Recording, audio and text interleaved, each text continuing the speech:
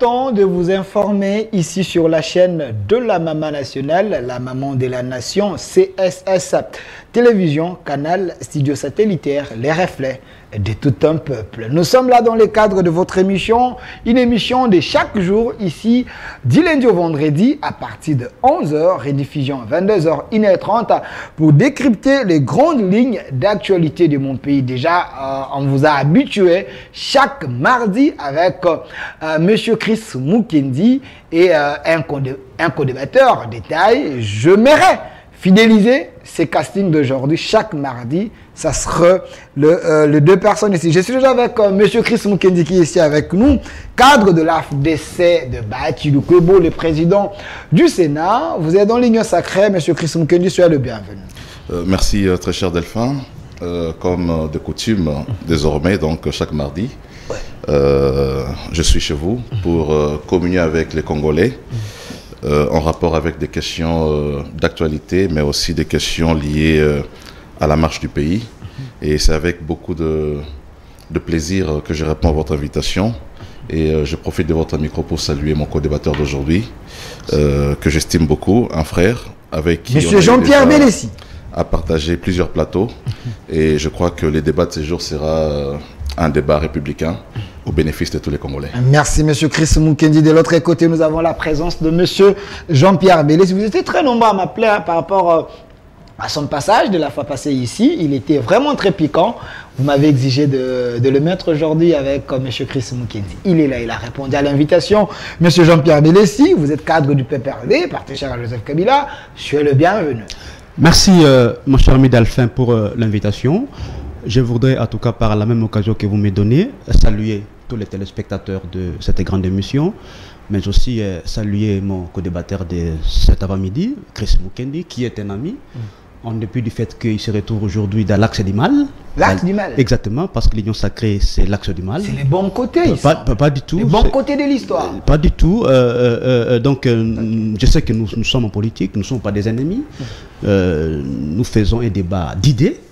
Contrairement d'ailleurs aux propos, j'allais dire, irresponsables, tenus par le secrétaire général de l'UDPS, disant que nous sommes en train de combattre M. Tshisekedi suite à ses origines. Pas du tout. Pas pour la mauvaise gestion. Donnez-moi la photo du secrétaire général de l'UDPS. C'est extrêmement grave. C'est extrêmement grave pour un responsable à ce niveau.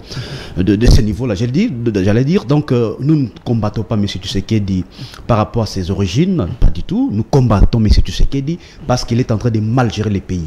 Il a créé une situation chaotique aujourd'hui sur tout le plan. Sur le plan économique, M. Tshisekedi a créé un chaos total. Sur le plan social, c'est un chaos total. Sur le plan sécurité également, c'est un chaos total. Donc, ici, mon cher ami, si il faut parler du combat que nous menons, c'est de faire partie M. Tshisekedi en 2023 parce que véritablement, il nous a ramené 10 ans, 20 ans en arrière dans tous les domaines. Merci, monsieur Freddy. Donnez-moi la caméra ici. Merci, je vous aime très bien. Monsieur Chris Mukendi, vous êtes dans l'Union Sacrée. Quand j'ai annoncé que vous serez là, quelqu'un m'a dit l'Union Sacrée n'aime pas prendre ses responsabilités à main. Si vous échouez, c'est les autres. Vous avez suivi Augustin Kabouya après son retour, parce qu'il était en Europe. Il semble que l'homme a dit des choses qui ne tenaient pas debout. Ses propos ont dérangé plusieurs. Hier, j'étais avec Frédéric Kitenge-Kinkumba ici, l'un des cofondateurs de l'ensemble. Lui aussi est allé dans le même sens. Qu'avez-vous compris de ces propos? L'homme avait-il raison de dire ce qu'il a dit?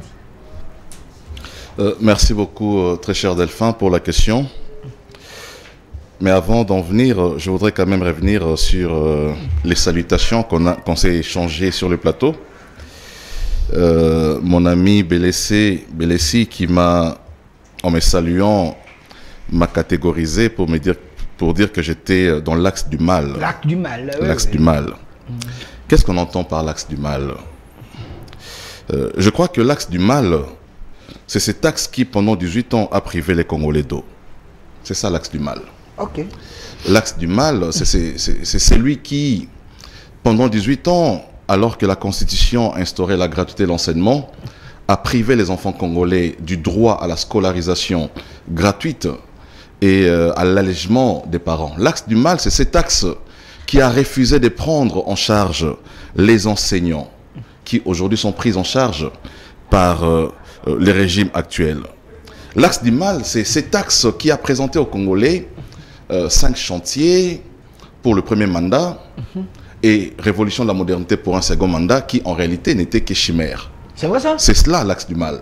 Okay. Donc je crois qu'aujourd'hui, moi je suis du bon côté de l'histoire, comme le disons au niveau de l'Union sacrée, ce qui justifie le fait que tout ce qui était dans l'axe du mal continue à sécher l'axe du mal pour venir vers l'axe du bien. Mais M. Christ, gardez un peu la parole quand vous dites que l'axe du mal, c'est l'ancien régime qui a parlé de 5 chantiers, la révolution de la modernité.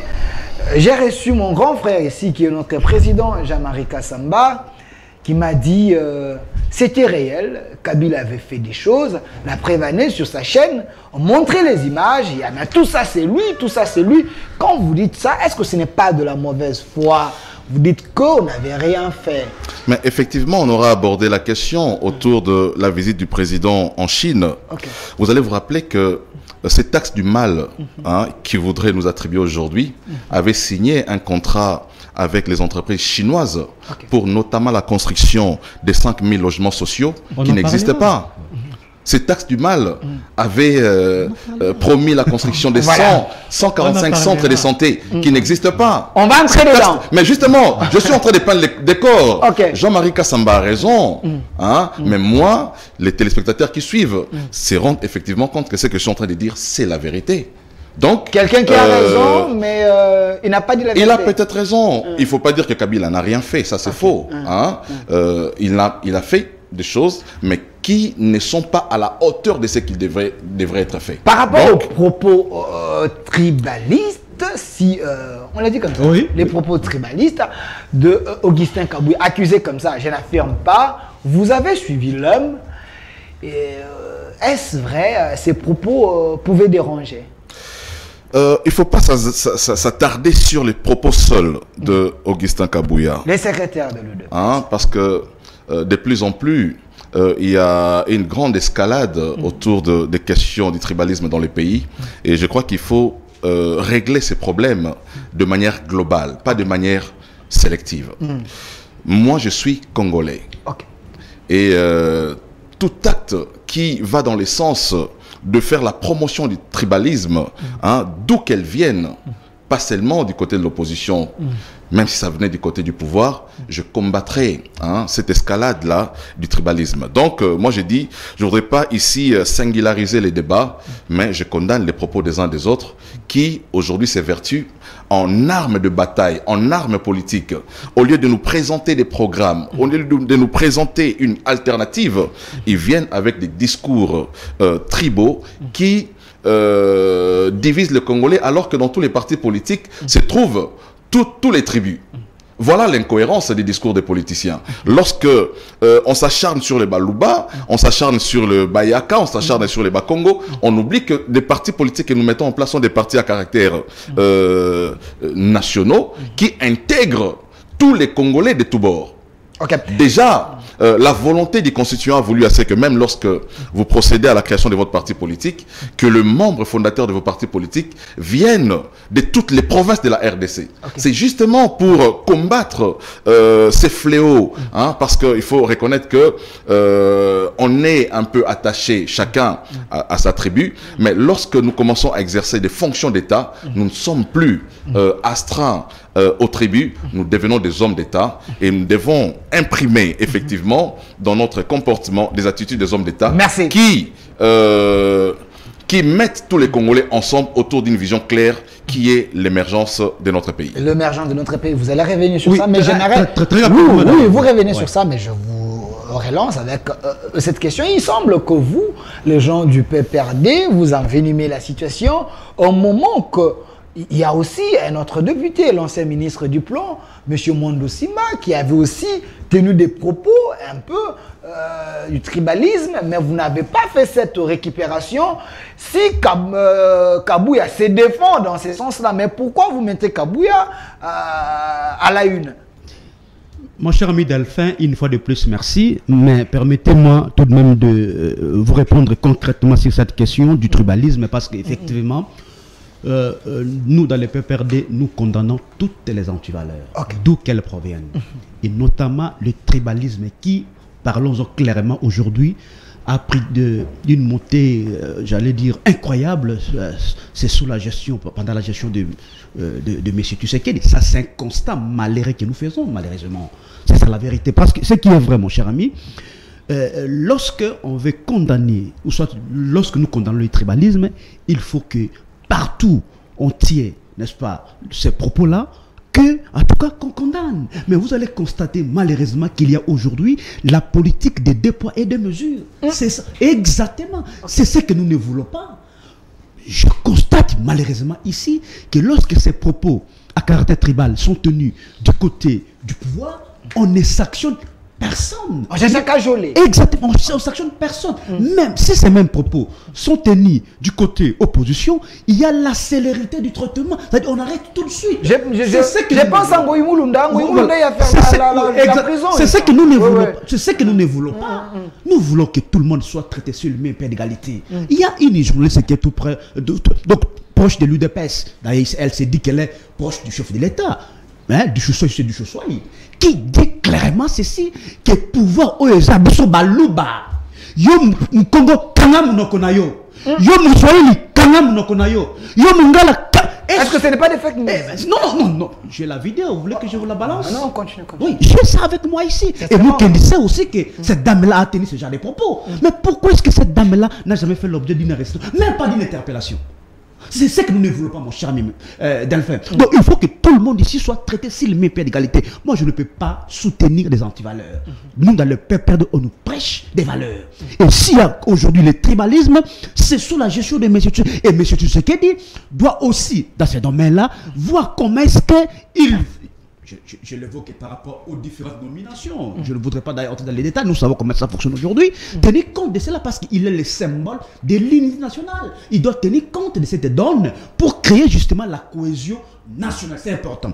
Je reviens à quelques éléments que mon ami a soulevés ici. Bon, j'ai beaucoup d'estime de mon co-débatteur Chris Mukendi. Mais je ne voudrais pas qu'il descende trop bas, sincèrement. Parce que ce sont des arguments classique des incompétents. Je ne pense pas qu'il, je ne dis pas qu'il est compétent, mais il ne faut pas qu'il rentre dans ce genre de débat, s'il vous plaît. Lorsqu'il évoqua ici la gratuité, parce que c'est une chanson, c'est une chanson, nous entendons ça. C'est vrai, mon cher ami, la gratuité, c'est une grande réforme. Personne n'est pas allé à l'encontre de cette gratuité. Mais seulement, il doit savoir une chose à la fois, c'est que la gratuité, c'était une volonté d'abord politique de Joseph Kabila. De mettre ça dans... C'est lui l'initiateur. Exactement, de mettre ça... Des visionnaires. Exactement, dans la constitution de notre pays. D'abord, c'est une volonté politique. Deuxième élément, je pense qu'il ne faut pas qu'on s'attarde sur la quantité. Est-ce que M. Chris peut nous dire aujourd'hui c'est quoi la qualité de l'enseignement dans notre pays? La qualité, c'est un élément important. C'est quoi la qualité de l'enseignement aujourd'hui, mon cher ami? Parce que, pour son information encore, sous Joseph Kabila... Donnez-moi la photo de ça, man. Sous Joseph Kabila, l'école publique était gratuite dans certaines provinces de notre pays. Sous Kabila? Exactement. C'est-à-dire, nous l'amenions cette gratuité d'une manière graduelle. C'était où? Dans quelle province? Notamment dans les Katanga, notamment dans la Grande Orientale. C'était des provinces pilotes. Exactement. Nous avons déjà, n'est-ce pas, d'une manière graduelle, initié cette gratuité. C'est vrai qu'aujourd'hui, n'est-ce pas, on a généralisé cette gratuité, mais vous allez remarquer que ça boite. Parce que déjà, il y a un problème aujourd'hui. Même les plus longs voyages du monde commencent toujours par mais aujourd'hui, il faut... du fait qu'on a amené autant il faut vider les préalables. Les préalables ici sont... Mais chemin faisant. Il n'y a pas de souci. Commençons par construire des écoles. Parce qu'aujourd'hui... Pas du tout. Mais Tony Mwamba est-ce que vous connaissez... nous a donné vous connaissez Jean-Baptiste de la Salle? Vous le connaissez? C'est lui qui avait initié, il avait décidé à l'époque que dans une salle, on ne peut pas aller au-delà de 25 élèves. J'ai dit dans une salle. Mais aujourd'hui, vous allez remarquer que dans une salle, on a plus de 200 élèves. 200 dans une même salle. Même les sons. 200. Exactement. C'est-à-dire, si l'enseignant, exactement, si l'enseignant commence tout simplement à faire un appel nominal, déjà il est fatigué. De 200 élèves, il est fatigué. Ça, c'est sous le régime. Exactement. C'est-à-dire, il n'aura même pas le temps de donner le meilleur de lui-même du fait qu'il a fait un appel de 200 élèves. C'est-à-dire qu'il faut commencer par vider les préalables. La construction des écoles, c'est un élément important parmi les préalables que nous avons toujours dit, mon cher ami. Et aussi, bon, je suis par là d'ailleurs. Donc, vous savez, moi, ça me fait très mal lorsque je vois les gens s'attarder sur la gestion de Kabila. C'est trop malheureux, mon cher ami. Parce que vous savez... Faire un saut dans le passé, ça vous dérange? Ça nous dérange pas. La continuité des ça nous dérange pas. C'est-à-dire, nous sommes dans une gestion démocratique aujourd'hui. C'est-à-dire, lorsque on aspire à diriger la République, c'est-à-dire, on a déjà fait les diagnostics, voyez-vous, et qu'on a son programme à exécuter. C'est un élément important. Est-ce que dans ce domaine de l'éducation, il peut nous dire le nombre d'écoles qu'ils ont déjà construites? C'est comme ça. Ils ont construit combien d'écoles? Ils ont construit combien d'hôpitaux? Je pense que nous allons y revenir. C'est des questions très questionnantes.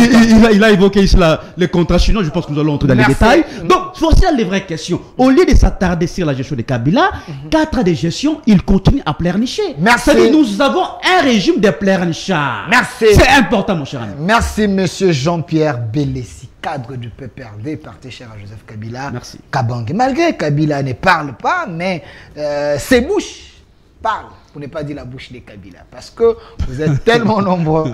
Alors, monsieur Chris Mukendi, vous représentez le pouvoir ici, ça se sent que vous êtes au pouvoir. Monsieur Chris Mukendi. Ça se sent, oui. Physiquement, mais pourquoi on vous reproche, vous, un pouvoir plaintif, un pouvoir qui n'amène pas de solutions, un pouvoir qui fait saut dans le passé? Kabila n'est pas là, vous êtes au pouvoir, gouverner c'est prévoir. Pourquoi vous plairez au nom de Kabila? Vous les regrettez? Vous avez peut-être raison, mais c'est parce que simplement l'État est une continuité. On n'a pas reproché aux Kabilistes de rappeler les 32 ans de Mobutu quand ils ont pris le pouvoir. Donc aujourd'hui, n'interdisez pas à ceux qui sont au pouvoir aujourd'hui de rappeler les 18 ans de Kabila. On a fait trop. Parce que j'ai dit tout à l'heure, l'État est une continuité. Donc, ce n'est pas une histoire qui se termine avec les fins de mandat d'un président qui est passé. Pas du tout. Vous savez, je suis parfois très étonné et surpris de cet engouement, l'engagement, de cette énergie qui est dégagée sur ces plateaux. Lorsque chaque fois je me retrouve devant les amis du PPRD, je me dis, mais ils sont courageux, ils sont audacieux, ces amis, ils sont très forts. Courageux. Je me dis, moi, pendant tous les temps, après avoir constaté la gouvernance chaotique du président Kabila, je ne passerai même pas sur les plateaux de télévision pour parler de Kabila. On est dans la démocratie. Voilà pourquoi aujourd'hui, tous nos vieux, les Mouvasakani, s'abstiennent des micros, s'abstiennent de la caméra, tout simplement parce qu'ils n'ont rien à raconter. Mais je comprends cette jeunesse qui vient aujourd'hui au PPRD, qui une jeunesse innocente. Peut-être dans la perspective que Kabila voudrait créer une nouvelle classe politique, il peut compter sur cette nouvelle race-là, je peux comprendre. Mais justifier la gestion des Kabila sur des plateaux de télévision, c'est vraiment manquer du respect au peuple congolais. Ah bon? C'est manquer du respect au peuple congolais. Je voudrais quand même revenir ce qu'il a dit ici. Vous voulez payer les arrières? Justement, on ne peut pas laisser passer ce genre de propos. Surtout quand ça vient de quelqu'un du PPRD. Mon ami, il dit que la gratuité de l'enseignement est une innovation de Joseph Kabila qu'il a mis dans la constitution de la République du Congo. Je parle de la volonté politique. La volonté politique. Voilà. Je dois d'abord vous rappeler ici que Kabila n'est pas législateur. Ce n'est pas Kabila qui a rédigé la constitution. Ça, c'est des 1. Le président promulgue la loi. Le président, ce n'est pas lui qui est l'initiateur de la constitution. Kabila n'en est pas l'initiateur. Ça, c'est des 1. Mais je voudrais quand même, parce qu'il me semble que c'est une histoire que tu ignores catégoriquement, sur l'incise de la gratuité d'enseignement dans les constitutions de la République du Congo. Pas seulement chez nous au Congo. Lorsque les pays adhèrent aux Nations Unies, au sein des Nations Unies, il y a cette structure qui s'appelle UNICEF. Lorsque vous adhérez aux Nations Unies, il y a une disposition qui s'impose au niveau des Nations Unies à tous les États membres des Nations Unies. C'est d'insérer dans leur constitution l'obligation de la gratuité de l'enseignement de base pour éradiquer dans les États qui composent les Nations Unies l'analphabétisme, pour permettre à ce que tous les enfants membres des Nations Unies apprennent à lire, à écrire et à calculer. Donc c'est une disposition qui est venue, non pas de notre volonté, de la volonté politique de Kabila d'abord, qui, il faut souligner, n'est pas législateur. C'est une obligation qui s'impose à tous les États membres des Nations Unies et membres de l'UNICEF. Voilà. Mais chaque pays peut appliquer sa politique interne pour maintenant, le problème, matérialiser cela. Mais le problème, c'est quoi? C'est que lorsqu'on a adhéré, parce que le Congo existe depuis longtemps dans les Nations Unies, c'est du copier-coller. On a intégré dans notre constitution, mais la mise en œuvre, lorsqu'il dit la gratuité a commencé dans, je ne sais pas à quelle province il cite là. De manière graduelle à 3 provinces. Ça fait quand même sourire. Ça fait sourire, mais bon, nous sommes en démocratie, ils peuvent toujours venir ici pour en parler. Aujourd'hui, la gratuité est une évidence. On peut reprocher sa mise en œuvre, mais il faut reconnaître que ça a permis aux Congolais d'accéder à l'éducation de base. 200 élèves dans une salle de classe, il a dit. J'ai dit, justement, même l'appel nominal, l'enseignant se fatigue. Voilà, j'en viens. Justement, il a parlé des préalables. Des préalables, notamment la construction des écoles. Je rappelais ici que l'État est une continuité. Lorsqu'il me dit que je cite les noms de quelques écoles que nous avons construites, mais il devrait avoir honte de me poser cette question. Parce que eux, ils nous ont dit qu'ils avaient construit 1000 écoles. J'ai les chiffres avec moi, monsieur. Non, le problème, ce n'est pas les chiffres. Cite nous-mêmes 10 écoles que vous avez construites.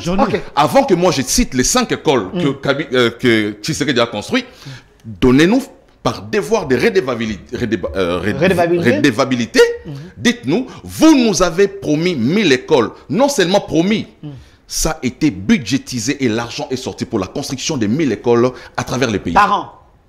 Justement. À travers le pays. Mais où sont ces 1000 écoles? Aujourd'hui, ils peuvent jeter de la pâture sur la qualité de la gratuité, mais il a dit un préalable important, construction des écoles. Où sont les 1000 écoles? Il doit commencer par là, nous dire où sont les 1000 écoles, avant de nous poser la question, vous avez construit combien d'écoles? Parce qu'eux, ils avaient promis 1000 écoles. Donc, je dis ici, l'État est une continuité. Ne venez pas comme si Félix venait sur un terrain vide comme ça et qu'il doit tout commencer à construire. Non. Vous avez géré et vous devez rendre des comptes au Congo. Gouverner, c'est prévoir. Qu'avez-vous fait dans ce secteur? Oui, appliquer l'article 43, mais donner la matrice à cet article. Non, mais ça, c'est encore mieux. Mais c'est fait. Vous êtes journaliste, vous êtes sans ignorer. Ne tombez pas dans son piège de prendre... en fait, de transformer la thématique. Parce que là, il veut jouer à ces jeux-là. Citez-moi 5 écoles. Moi, je vais en citer, mais commencez par ce que vous avez géré les premiers. Citez-nous les écoles que vous avez construites. Donnez-nous les adresses. Et moi, je ferai autant. Donc, il ne faut pas venir... il a aussi parlé de la qualité. Il a aussi parlé de la qualité. Il peut pas aborder cette question. Mais lui ne peut même pas aborder. Il n'est pas mieux placé pour en parler. Je reviens sur la question de... Non, parlons utile. Parlons utile. Bon. Ne venons pas faire de la démagogie et faire du populisme sur les plateaux, alors qu'il y a de personnes très importantes qui nous suivent. S'il vous plaît. En ce qui concerne la question du tribalisme, je voudrais quand même en venir parce que c'est important. Il faut aussi faire, parce qu'il a fustigé le fait que cette escalade, on l'a connue avec Tshisekedi. Je ne sais pas d'où ça vient. L'ampleur. Mais justement, c'est l'arme que l'opposition utilise aujourd'hui pour déstabiliser le pouvoir. Aujourd'hui, le tribalisme est une arme. Kabila a dirigé ces pays. On n'a jamais parlé que les Swahili, alors que tous les pays étaient swahilisés. Alors que l'armée, même l'armée. Aujourd'hui, est-ce qu'à l'armée, on parle Chiluba? Est-ce qu'à l'armée congolaise aujourd'hui, nos FARDC, est-ce qu'on parle Chiluba? Mais les FARDC à l'époque de Kabila, on nous a imposé les Swahili comme langue. Mais est-ce que tous les autres tribus sont montés au créneau pour dire le tribalisme? Aujourd'hui, c'est une arme de campagne pour déstabiliser le régime de Tshisekedi. Et ce discours ne vient pas du pouvoir. C'est un discours qui vient de l'opposition pour fragiliser. Mais il faut aussi faire une différence lorsqu'il dit, lorsque ça vient du camp du pouvoir, on ne fait rien. Lorsque ça vient du côté de l'opposition, les sanctions sont très sévères. Il faudrait que mon ami apprenne à faire la différence entre des propos tribaux et l'incitation à la haine tribale. Il y a une Parce différence. qu'il y a une grande différence entre tenir des propos, comme quelqu'un dit, pouvoir à Balouba. C'est un discours tribal. Mais lorsque, et dans leur camp, ils disent, Balouba, photo Bango, Balouba, photo côté la Bango. Vous sentez la nuance. Ok. Ça, c'est un discours d'incitation à la haine tribale. Ça, c'est plus grave. Mais ça, c'est grave. Il y a toujours dans les régimes des extrémistes. Dans tous les régimes, il y a des extrémistes. Mais ils ont quel rôle dans l'appareil de l'État? Est-ce que ces propos sortent de la bouche des officiels ou ça sort de la bouche des militants, des extrémistes qui entourent les pouvoirs? Voilà aussi la différence. Mais lorsque ça vient d'un député qui dit on torokata, torosal la ciseau. Un député qui dit Torobima, Torobomana, Toroboma Balouba. Vous avez vu l'émission dans la chaîne de notre frère, Lui France, qui a conduit Mac Moukebaï en prison aujourd'hui. Vous avez suivi l'émission. Donc, lorsque ces propos sont tenus par des personnes politiques, des opérateurs politiques, qui devraient naturellement être des hommes d'État, qui devraient prêcher par l'exemple, la sanction, elle est plus sévère que lorsque ces propos sortent de la bouche des personnes qui n'ont aucune fonction dans le pays, qui ne représentent rien du tout. Donc aujourd'hui, il ne faut pas faire... Je ne dis pas qu'il faut faire une justice sélective, mais je dis qu'il faut faire la différence. Ce sont mes propos, s'il vous plaît. Ouais. Il faut faire la différence entre des propos tribalistes, qui sont condamnables aussi, et l'appel à l'incitation à la haine contre une tribu. Merci. Qui engendre une épuration ethnique. Lorsque vous incitez les gens à la haine contre un groupe, une communauté, ça veut dire que il y aura une sorte d'acharnement sur ces groupes qui peut conduire à une épuration ethnique. Donc ce sont des discours très dangereux qu'il faut condamner. En tout cas condamner et réprimer sévèrement par la justice. Merci M. Christ Moukene. Nous devons évoluer avec notre thématique. Mais je pense je dois faire un effort de recevoir une fois de plus Augustin Kabouya pour qu'il puisse au moins nous aider parce que l'homme dit c'est celui qui a il s'est défendu, il a répondu, c'est une réaction, il s'est senti offensé ou bien comment? Toutes ces questions très questionnantes, nous allons les chercher pour en parler, mais ce qui a retenu plutôt, nous sommes contre les tribalismes. Nous avons un Congo, ce Congo, c'est l'ensemble des Congo, des Luba, des Songé, des Swahili, c'est ce qui fait notre force. Alors, évitons ces discours qui vont réellement nous séparer parce que nous avons des femmes, des Bandundu, des Balouba et autres. Là, ça serait vraiment une boîte à Pandore que vous allez ouvrir, très difficile à fermer. Alors, parlons de la question de la visite du chef de l'État en Chine. Vous allez payer les arriérés. Donnez-moi la photo du chef en Chine. La RDC tourne vers la Chine. Est-ce un nouveau départ? On en parle avec monsieur Bélessi. Vous avez suivi les déplacements d'une grande équipe du gouvernement en Chine. Pour vous, le PPRD, pensez-vous que c'était important qu'on aille vers eux pour le moment? Merci une fois de plus, mon cher ami Delphin. Mais très rapidement d'ailleurs, je vais ici répondre à mon ami Chris lorsqu'il me demande de lui donner le nombre des écoles que nous avons construites. J'ai mis l'école avec Matata. J'ai mis l'école, je vous dis déjà que c'était de la poudre aux yeux. Pas du tout. M. Matata Ponyo, Premier ministre de Joseph Kabila à l'époque, il a pu construire 754 écoles. 700? Si vous voulez me contredire, mon cher ami, allez au BSECO, vous aurez ces chiffres-là là-bas. 700 combien? 754 écoles. D'ailleurs, vous savez qu'en Allemagne, M. Matata avait été publicité comme, n'est-ce pas, le ministre qui a, en tout cas dans ce domaine précis, majoré le budget de l'éducation. Est-ce que ce n'est pas par ses amis Non, pas du tout. C'était une réalité et j'espère bien que mon cher ami... Chris Moukene nous le sait pertinemment bien. Mais il me dit de citer quelques écoles. Déjà, parce que je voudrais aussi que lorsqu'il va prendre le temps, lorsqu'il va me raconter, qu'il me cite aussi le nombre, quelques écoles qu'ils ont déjà. Vous voulez citer? Je cite. Voilà. Je vous aime pour ça. Voilà. École Excellence. 700 combien? 754. 754. Ce sont des chiffres qui sont certifiés, n'est-ce pas, au BSECO. Il peut aller se renseigner là-bas. Ma tante est encore vivante. Et il est encore vivant. Vous pouvez vous renseigner, vous aurez ces éléments-là, mon cher ami. Je lui cite École Excellence ici à Bandal. Excellence. Excellence à Bandal. Une école moderne. Construite ou réhabilitée? Construite. C'est où ça? Excellent, Bandal, c'est où oui, non, ici, vous allez vers la cité là, on appelle ça comment? La cité qui a Bandal là-bas. Vous dépassez la cité qu'on a construite, n'est-ce pas, à Bandal, vous avancez là-bas, il y a une école qui s'appelle Excellence là-bas, une école moderne.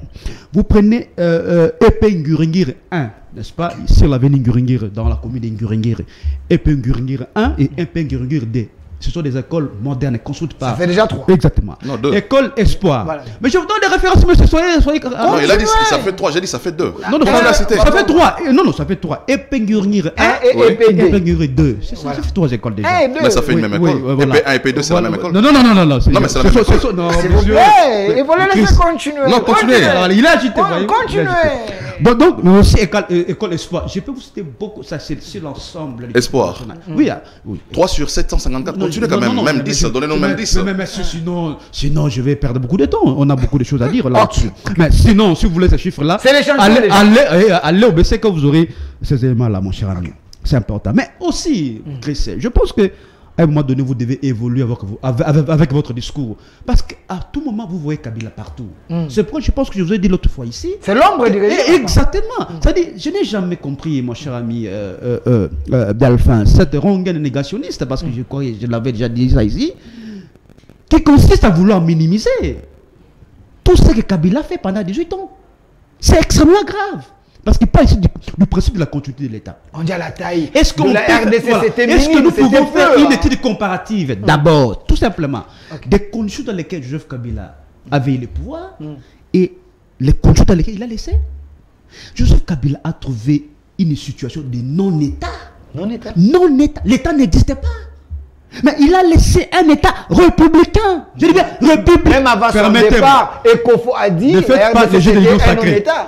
Ekofo a dit c'était un État. Non, pas du tout. Vous vous rappelez ça? Pas du tout. C'est un discours politique. Okay. Voilà. C'est-à-dire il a laissé, n'est-ce pas, un État républicain avec toutes les institutions, avec une armée, avec une police, avec une économie, avec, c'est-à-dire tout ce qui est comme élément, j'allais dire, le pilier sur lequel un pouvoir s'assoit.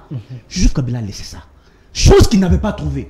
Donc, mon cher ami, si nous tablons aujourd'hui, c'est-à-dire si nous voulons faire une étude comparative, n'est-ce pas, des conditions dans lesquelles Kabila a eu les pouvoirs, c'est le jour et la nuit. Mais seulement, il a fait un grand effort. D'ailleurs, il faut mentionner ici, Joseph Kabila a réunifié le pays. Vous savez que ce pays... Donnez-moi la photo de Kabila. C'est important, mon cher ami. Il a réunifié le pays. Démocratiser ce pays, d'ailleurs. Si ces gens sont au pouvoir, c'est grâce à Joseph Kabila. Pas grâce au pays. Exact. Non, mais c'est lui qui a...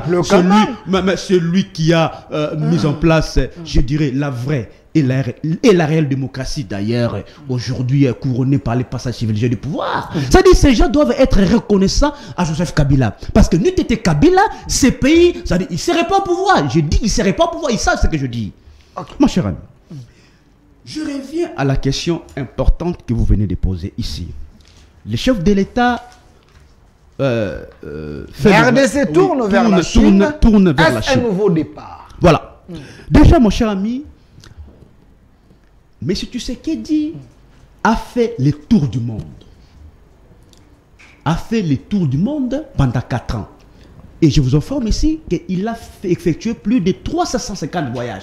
350 voyages. 350. Oui, j'ai dit 350, plus de 350 voyages. Ok. Dans 4 ans. Et d'ailleurs, je fais des statistiques en regardant comment est-ce que le... je suis aujourd'hui dans l'histoire, j'allais dire, en regardant comment est-ce que les différents présidents du monde voyagent.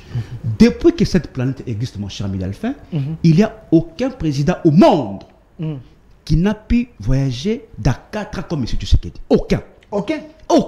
Et le constat malheureux, c'est que M. Tshisekedi ne nous a pas amené ne fût-ce qu'un cambiste polonais comme investisseur. Vous dites Je vous dis.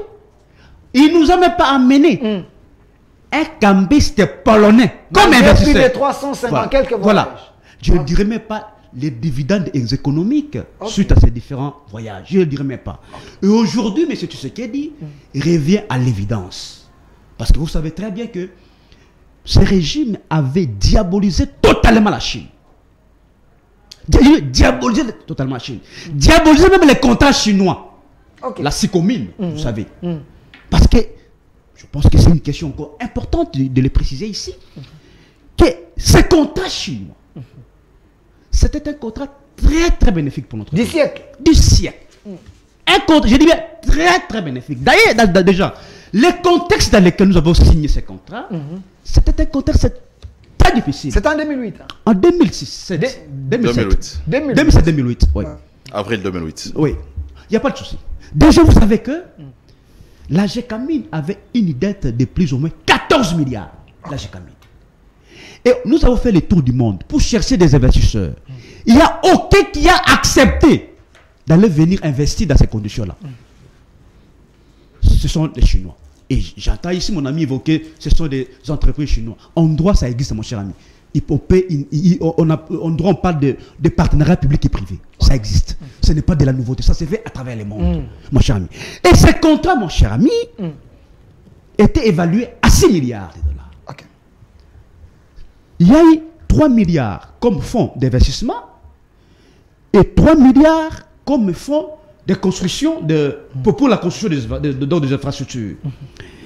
Et d'ailleurs, mon cher ami, si vous voulez savoir la nature juridique de ces contrats-là, on appelle ça en droit un contrat synalagmatique, c'est-à-dire dit donnant-donnant. Et l'innovation qu'il y avait dans ces contrats-là, c'est que nous avons refusé qu'on nous apporte des liquidités, mon cher ami. C'est-à-dire, en ce qui concerne les 3 milliards pour la construction des infrastructures, les gouvernements congolais présentaient ses besoins. Par exemple, si nous voulons construire une route, nous amenons auprès de ces sociétés, voici, nous voulons construire telle route dans telle province, voilà, autant de kilomètres. Et on fait des statistiques, des calculs, on nous donne les montants. C'était comme ça. C'est ça la grande innovation pour éviter les détournements des deniers publics. C'est-à-dire c'était un contrat sous forme d'un troc. On vous donne des matières premières, en contrepartie, vous nous construisez des infrastructures. Chute. Voilà, je chute. Et parmi les 3 milliards pour la construction des infrastructures, jusqu'à présent, nous n'avons consommé que 822 millions de dollars. Je dis bien 822 millions de dollars. Des quelques restants. Exactement. Et c'est au gouvernement maintenant de présenter ses besoins. Mais nous n'avons pas compris. M. Alinguette, avec sa logique de vouloir plaire à l'opinion, soit de montants qui travaillent, il a voulu diaboliser ses contrats. Non, Gilles Alinguette est indépendant quand même. Non, mais nous savons comment est-ce qu'il fonctionne, mon cher ami. Nous savons. C'est légendaire. Ça dit. On a voulu diaboliser un contrat aussi important pour notre pays. Et mon cher ami, je peux ici vous citer autant d'infrastructures qui ont été construites, n'est-ce pas, en rapport à ces contrats chinois. Merci. Si vous voulez que je vous donne, je pense que nous sommes au courant. Calmez-vous, oui, je vais vous donner les infrastructures aussi importantes que nous avons, n'est-ce pas, qui avaient été construites par rapport justement à ces contrats chinois. Donc on a encore assez d'éléments. Je pense que je vais y revenir là-dessus pour donner tous ces éléments. Merci, M. Bélessi. Je sens que vous êtes sûr de vous. Vous voulez éclairer l'opinion, que les gens comprennent que Kabila avait réellement la passion du Congo. Exactement. Alors, M. Chris Omukendi, que reprochez-vous de l'ancien contrat chinois? Quelle est la motivation qui vous pousse aujourd'hui d'aller revisiter au moment que M. Bélessi vous dit ici que c'était le contrat du siècle et ces contrats étaient réellement bénéfiques pour la RDC? Est-ce que vous n'avez pas vu ça, vous? Ces propos sont contredits par les rapports de l'IGF. Je comprends que c'était leur gouvernance. Et vous comprenez pourquoi ils fustigent l'IGF, que M. Mouzitou, déjà à l'époque, avait interdit de travailler. Mouzitou? Il a ligoté l'IGF, tout simplement parce que on évitait ce genre de révélations aussi scandaleuses que l'IGF a eu à faire avec ces dossiers, avec les contrats chinois. Il ne faut pas citer le nom d'un scientifique de mon pays, l'homme des tribunes. Voilà, donc avait ligoté les preuves sont là, des correspondances sont là. Et malheureusement, lorsque Matata arrive, il s'inscrit dans la même logique. De ligoter encore l'IGF. Ligoter encore l'IGF. Et c'est ce qui justifie des détournements scandaleux, mais aussi de la surfacturation en rapport avec ces cette coopération entre la RDC et les entreprises, il faut bien souligner les entreprises chinoises. Okay. Voilà, il part de 822 millions de dollars, mais en réalité, lorsque vous évaluez avec les instruments de l'IGF, les inspecteurs des finances, ils ont fait le rapport pour dire que ce montant n'a pas atteint 400 millions de dollars. Ce qui voudrait dire... 822 millions. Voilà, ça c'est ce qui était prévu. Selon eux, utilisé, il y a 400. Ils ont dit qu'ils ont déjà utilisé 822 millions, mais en réalité, ils n'ont pas atteint le montant des 400 millions selon les rapports de l'IGF. Okay. Malheureusement, mon frère ici ne croit pas à l'IGF, malheureusement, parce qu'ils l'ont jamais aimé. Les voleurs n'aiment pas l'audit. Oh, c'est vrai, ça? Les voleurs n'aiment pas le contrôle. Okay. Donc, ce qui justifie le fait que on tire sur l'IGF parce qu'il a fait un rapport pour l'intérêt de la République. Okay. Mon frère, il a décrit les contextes dans lesquels ce contrat a été signé. C'est bon. Okay. Ce que je n'ai pas retenu, il peut m'aider s'il peut revenir. Il a dit c'était 6 milliards. Oui. 3 milliards pour la construction des infrastructures et 3 milliards autres pour... Fonds d'investissement. Fonds d'investissement. Oui. Voilà. En réalité, les trois autres milliards, c'était... le contrat était bel et bien de 6 milliards, mais ça a été réduit à 3 milliards à la suite de la pression de la Banque mondiale. Non, c'est faux, je vous aide, mon cher ami. Les contrats étaient évalués plutôt à 9 milliards. Au départ, je vous aide. Moi, je vous aide, on mon a cher réduit ami. à 6 milliards. Je comprends que vous n'avez pas vraiment assez d'éléments, je vous aide. C'était à 9 milliards. On a réduit à 6 milliards. Je sais ce que je suis en train de dire. Voilà. Voilà, donc il est en train de nous dire que c'était une affaire de 6 milliards, mais on nous a présenté des projets estimés à moins de 400 millions de dollars. Okay. C'est encore grave, ce qu'il est en train de dire. Je vais vous lire ce qui était prévu dans ces contrats qui n'existent pas. Je vous aime pour ça. Continuez. Voilà, qui n'existent pas. Je vous ajoute encore les minutes. C'est triste. Le président Tshisekedi s'est exprimé en Chine, il a dit exactement ceci. Okay. Sur les contrats chinois. Ces partenariats n'étaient ni profitables à la RDC ni à la Chine. Répétez. Ces partenariats n'étaient ni profitables à la RDC ni à la Chine. Les propos du président. Les propos du président. Okay. Maintenant, les gens cherchent à comprendre, mais comment ces partenariats n'étaient pas profitables à la Chine? Il a précisé pour dire, je parle de la Chine en tant qu'État. Okay. Donc, ça veut dire que ce contrat a été signé entre un gouvernement congolais et une corporation des entreprises chinoises qui ne représentait pas l'État chinois. Les individus. Des individus. Okay. Voilà d'où part le problème. Okay. La nuance aujourd'hui, c'est que Tshisekedi est allé renégocier les contrats avec l'État chinois. Pour que les deux pays pour essayer d'équilibrer à la suite du rapport de l'IGF. Qu'est-ce qui était prévu? Minerai contre infrastructure. Minerai. Nous avons pris nos gisements estimés à 90 milliards de dollars, nous avons mis à la disposition de ces entreprises qui, en contrepartie, comme il a dit, vous ne pouvez pas donner de l'argent liquide comme ça pour éviter les détournements, mais malheureusement, ils n'ont pas évité les surfacturations. Ils ont évité les détournements parce qu'il ne fallait pas donner l'argent comme ça en main, mais ils n'ont pas évité les surfacturations. Je vais vous montrer les surfacturations qui ont émaillé la construction de ces ouvrages. Okay. Qu'est-ce qui était prévu? 5 000 logements sociaux. 5 000 logements sociaux. Mon frère sera incapable de nous dire où sont les 5 000 logements sociaux aujourd'hui. Okay. Il était prévu la construction des 145 centres de santé. Il sera incapable de nous montrer les 145 centres de santé construits à la suite de ces projets. Okay. Il était prévu 31 hôpitaux de 150 lits. 31 hôpitaux. 31 à la dimension de la clinique Ngali Mamayemo de 150 lits. Il était prévu 3500 km de voies ferrées qui n'existent pas. Il était prévu la réhabilitation des aéroports de Goma et de Bukavu, non exécutés. Il était prévu la construction des 2 universités. Okay. Mais aujourd'hui, nous avons une université, mais à Kindu, une université privée d'un ancien Premier ministre. Okay. Il était prévu la construction des 2 universités. Aujourd'hui, il y a une université qui a été détournée. Il y a la construction de 2 barrages hydroélectriques, Katende et Kakobola. Il était prévu la construction ou la réhabilitation du bâtiment cinquantenaire, mais qui malheureusement a été surfacturé. Ça coûtait 114 millions de dollars. 114 millions. Alors que des bâtiments existaient. 114. Le terrain existait. Ok.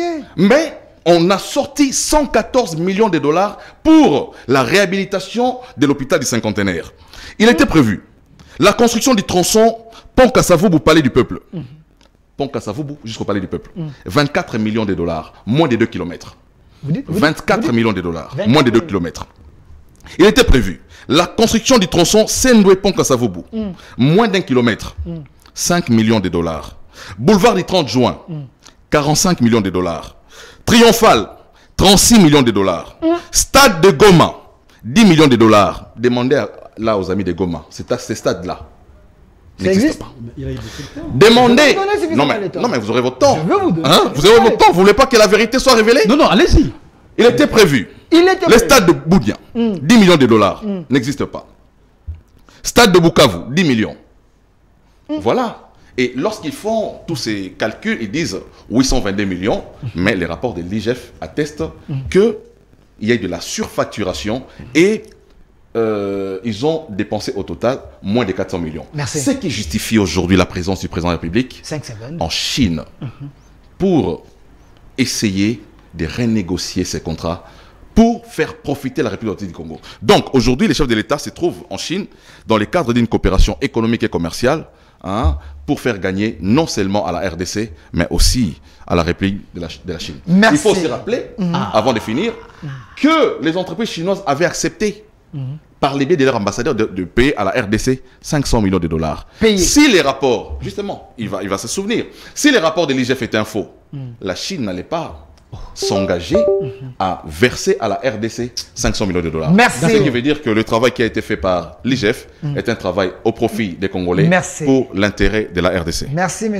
Chris Mukendi. Monsieur Belé, je vais vous donner le même temps. Exactement. Il a fait 12 minutes. Je vais vous donner le même temps d'antenne.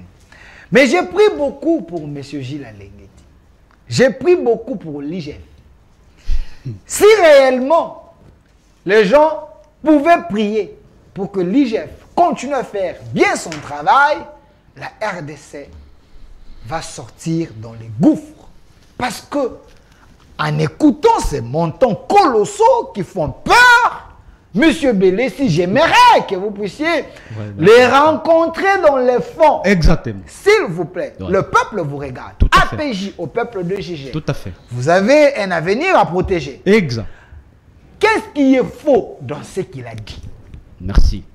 Merci une fois de plus, mais je pense que mon ami Chris a donné des chiffres qui sont fantaisistes. Ok. C'est les rapports de Permettez-moi, mon cher. Rapport de l'IGF. Il fait confiance à l'IGF. Il a le plein droit de se confier à l'IGF. Permettez-moi, parce que déjà, vous allez remarquer une chose. Ok. M. Tshisekedi, M. Alingeti n'a pas respecté un principe qu'on appelle principe du contradictoire. Ok. Voyez-vous, c'est un élément important. En droit, ça existe. C'est-à-dire, lorsqu'on mène une enquête, il faut justement intéresser la partie qui est accusée. Voyez-vous, c'est pourquoi d'ailleurs vous allez remarquer que lorsque M. Alingeti avait publié ses rapports, l'ambassadeur chinois avait contesté, n'est-ce pas, totalement ses rapports. Okay. Parce que la partie chinoise n'avait pas été, en tout cas, consultée. Ça, c'est un. De deux, mais Chris Mukendi doit savoir que dans tous les contrats, je dis dans tous les contrats au monde, on prévoit toujours, un, les mécanismes de sa résiliation. Deux, on prévoit les mécanismes de sa révision. Trois, on prévoit toujours les mécanismes du règlement des différends. Bien sûr. Voilà, voici là les trois éléments qu'on retrouve dans presque tous les contrats. Oui. Et dans les contrats actuels, il n'y a pas de la nouveauté. Il n'apporte rien comme nouveauté. Dans les contrats chinois, l'article 17, je lui donne la disposition. L'article 17 de ces contrats prévoyait justement que s'il y a une partie qui est lésée dans les contrats, on peut toujours discuter. Voyez-vous, ça s'est fait comme ça à travers le monde. Mais aussi, mon cher ami, il parlait que l'argent avait été détourné. Bon, je le conseille. Est-ce que M. Mukendi peut aujourd'hui nous donner des leçons en ce qui concerne les détournements de la CPI? M. Mukendi Mukendi a géré quoi? Qui me dit, non, vous êtes des lieux sacrés. Qui me disent un seul projet initié dans le cadre de ces gouvernements de l'Union sacrée dans lesquels ne sortez vous pas n'avez du jamais... débat. Non, vous avez évoqué les Revenez gouvernements. dans les débats. Calmez-vous. Revenez dans les débats. Ok. Comment ça pique? Ça Calmez-vous. de parole. Ne créez pas de la diversion. Non, pas du tout. Revenez dans les débats. Je vais y revenir. Ne vous en faites Revenez pas. dans les débats. Je reviens. Je suis dans Ok. les débats. Oui, Ok. exactement. C'est-à-dire, il peut me dire un seul projet initié dans le cadre de ce gouvernement de l'Union sacrée dans lequel on n'a jamais entendu, n'est-ce pas, des soupçons de cas de détournement. Tous les projets initiés dans ce gouvernement, il y a eu que des détournements. C'est vrai vous ça? commencez par les projets 100 jours, détournement du siècle. Vous prenez Tchilegé le détournement. Ça, c'est de la diversion. Permettez-moi. Revenez sur les sujets. Je reviens là où Revenez sur les sujets, monsieur. Permettez-moi. Vous avez acheté, hein? Je comprends Non, maintenant. c'est vous qui fiez les débats. Il parle de la surfacturation. Ouais. C'est important. 50 Et voilà. 114 millions. Déjà, vous savez, une route de 2 km Ok. qui a Prenez des déjà bandes. un kilomètre Permettez-moi. seulement. Un kilomètre seulement. Non. Ça vous facilite les calculs. Oui, permettez-moi. Une route de 2 km à des bandes, vous n'allez pas la comparer avec une route de 2 km à 8 bandes. Ok. C'est un élément important. Je pense qu'il doit savoir. Mais aussi, mon cher ami, bon, je le mets devant le fait accompli d'ailleurs. Il faut les mettre. L'avenue Elengessa, hein? C'est un exemple que je donne. Ok. Cette avenue-là, c'est 6 km, ne mettons pas. Mais cette route-là a coûté 26 millions de dollars. 26 millions de dollars. Attendez, quand vous parlez des millions là, Mais il est là. vous pensez que les fonctionnaires mais qui il vous est à la là. maison, ils Mais sont il est salaires. là. Et combien de kilomètres? 6 km Elengessa. 26 millions. J'ai fréquenté, kilomètres. oui, j'ai fréquenté cette route. Combien? 26 millions de dollars. Ok. Il y a combien de bandes? Des Vous parlez de bandes. Des bandes. Ok. Je dis bien des bandes. Voyez-vous, des bandes. Mais ça a coûté 26 millions de dollars, s'il vous plaît, mon cher ami. C'est-à-dire, moi et Chris, nous qui ne sommes pas des architectes, pardon, pour savoir faire des calculs. C'est-à-dire, dans une route, il peut y avoir j'allais dire Des contraintes. non, des choses- des contraintes, mais aussi des ouvrages d'art. Ok. Comme j'ai vu un Et parce comme Moïse Kanga. Permettez-moi, oui. Non, c'est pas vrai. Mais c'est une réalité, Et mon pas cher comme ami. Moïse Kanga Comme sur j'ai le Congo, vu- là. Comme j'ai vu, comme Ok. j'ai vu sur l'avenue, n'est-ce pas, Elengessa. Ok. Comme j'avais vu sur l'avenue du tourisme. Ok. C'est-à-dire, il peut y avoir des ouvrages d'œuvres d'art. Ça existe, mon cher ami. Donc, il ne faut pas qu'il m'amène à ce chemin-là. Faut qu'il y ait un Mais aussi- technicien. Exactement, il faut qu'il y ait un technicien pour nous Ok. démontrer le contraire. Si Elinguet, c'est un technicien, là, je peux concéder Mais ce il est truc-là. entouré. Il n'y a pas de souci, mais Bah, je il pense est. que- permettez-moi. Mais je vais lui donner ici des infrastructures qui ont été construites, Ok. n'est-ce pas? Monsieur Chris, ayez la bonne volonté de noter. On Exactement, vous donne- parce que- je note. On Je vous note. donne. Oui. Je vous donne la matière. Ok. Commençons par les boulevards Triomphal et Lumumba, qui est du 30 juin. Ok. C'est les contrats chinois. Combien de kilomètres? Il a dit le montant. Ok. Mais combien? Combien? Mais- 41 millions de dollars. Non, Combien de non, kilomètres? c'est faux, c'est faux. Mais justement, c'est de la C'est faux. surfacturation. Oui, non. C'est de la Et surfacturation. les public. Mais je vous ai dit ici Hein. que vous prenez cette avenue-là, n'est-ce pas? Mais quels sont les ouvrages sur le boulevard? Oh, ben Quels sont les monsieur ouvrages? Chris, pourquoi vous êtes agité? Mais continuez, je ne Ok, suis pas c'est C'est agité. une avenue qui a plus ou moins 8 bandes. Oui, bon. 4 allées, 4 retours. C'est-à-dire, si nous faisons la mathématique simple, si cette avenue-là a 3 km, n'est-ce pas? Vous multipliez ça par 8, vous voyez, vous aurez le montant. Oui. C'est comme ça qu'on fait les statistiques, mon cher ami. Ok. Vous comprenez? C'est comme ça qu'il faut faire les statistiques, mon cher ami Chris. Donc ici, mon cher ami, il y a le boulevard du 30 juin, c'est le contrat chinois. Le boulevard Lumumba, c'est le contrat chinois. Le boulevard Triomphal, c'est le contrat chinois. Le pont Pozo, c'est le contrat chinois. Le pont Langue, c'est le contrat chinois. Ok. Vous prenez l'université de Kindu, en dehors de l'université de Matata, monsieur. On a construit une université de Kindu. C'est vrai ça? Oui, ça existe. Mais pourquoi les gens n'en Mais parlent ils doivent, pas? ils doivent se renseigner, je suis désolé. Pourquoi les gens n'en parlent pas? Voilà. C'est la Il y a première une fois. université moderne qui avait été construite à Kindu. Vous ne le savez pas? En dehors de l'université de Matata.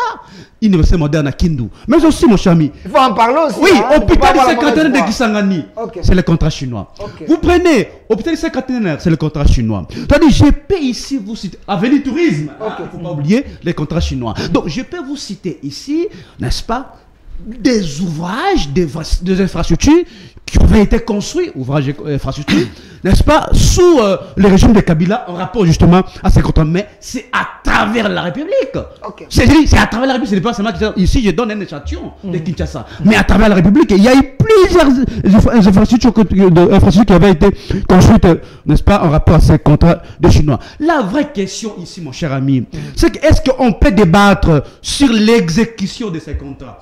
Mon ami, il veut nous faire croire comme si on a déjà exécuté à 100% les contrats. Pas du tout. Vous avez remarqué, vous l'avez dit ça ici, qu'il y a encore des milliards de dollars qui sont là. Des milliards, mon cher ami. C'est au gouvernement de présenter les besoins. Mais quand le chef de l'État... Mais quand le chef de l'État en Chine, il dit que ces contrats n'a bénéficié ni à la RDC ni à la Chine. Non, mais je vous ai dit ici que tout est prévu dans les contrats. Okay. S'il y a une partie qui est lésée dans les contrats, les négociations ne sont pas interdites. Il faut négocier dans tous les contrats. Mais pourquoi? Parce que nous parlons ici en termes de matières premières. Parce que les coûts des matières premières peuvent changer, c'est-à-dire monter, soit comme elle peut baisser. Alors, ça dit dans ces conditions-là, on peut toujours revoir les contrats pour que les contrats soit bénéfique, n'est-ce pas? Alors, monsieur Bélessi, sous votre gestion, est-ce que vous avez eu des réunions à revoir un peu ces contrats, l'exécution, ce qui est fait et ce qui n'est pas fait? Parce que l'IGF l'a fait 18 ans après.